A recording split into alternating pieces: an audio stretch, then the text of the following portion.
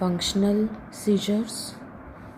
Functional seizures को हम psychogenic non epileptic seizures भी कहते हैं, क्योंकि जो एपिलेप्सी में सीजर्स होते हैं वो थोड़े से उसका रीज़न न्यूरोलॉजिकल होता है। तो ये एपिलेप्सी वाले सीजर्स SEIZURES एपिलेप्सी वाले सीजर्स नहीं होते, तो इसे नॉन एपिलेप्टिक सीजर्स कहते हैं।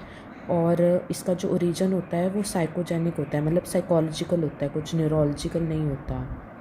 DSM-5 ने फंक्शनल सीजर्स को क्या कहा है कि ये एपिसोड्स होते हैं, ये एपिसोडिक होते हैं, एपिसोड्स होते हैं जिसमें ऑल्टर्ड हो जाती है। क्या ऑल्टर्ड हो सकती है? या तो मूवमेंट ऑल्टर हो सकती है कि मूवमेंट कोई बहुत ज़्यादा करे या बहुत कम करे, या सेंसेशंस ऑल्टर्ड हो सकती है, किसी को बहुत ज़्यादा सेंसेशंस फील हो, किसी को बिल्कुल सेंसेशंस फील ना हो, या बिहेवियर ऑल्टर हो सकता है। तो एपिसोड्स आते हैं फंक्शनल सीजर्स में जिसमें ऑल्टर्ड मूवमेंट, सेंसेशंस या बिहेवियर होते हैं जो बिल्कुल एपिलेप्टिक सीजर्स को रिसेंबल करते हैं, बिल्कुल उनके जैसे होते हैं, बट वो होते नहीं हैं, बट उनको रिसेंबल करते हैं।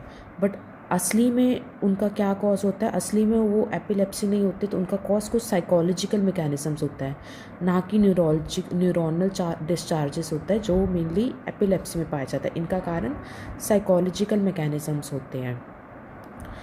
तो ये इसकी DSM-5 के हिसाब से डेफिनेशन है। और ये होते क्यों हैं फंक्शनल सीजर्स?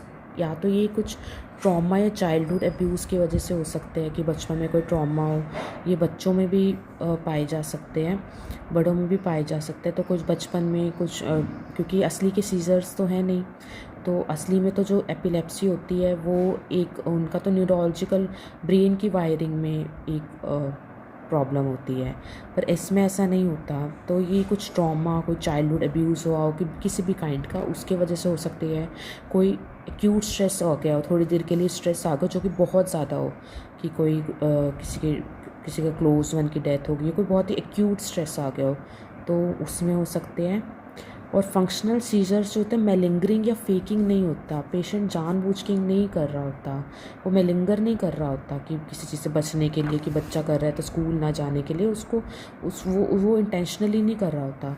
और फीचर्स क्या होते हैं? एक तो फंक्शनल सीजर्स जो होते हैं वो लॉन्ग ड्यूरेशन के होते हैं, 2-3 मिनट्स तक चल जाते हैं। जो एपिलेप्टिक सीजर्स होते हैं वो इतने लॉन्ग ड्यूरेशन के नहीं होते, और इसका कोर्स फ्लक्चुएटिंग होता है कि कभी जो जगह मूवमेंट से स्लो हो जाएगी, फिर पॉज हो जाएगी, फिर रीस्टार्ट हो जाएगी।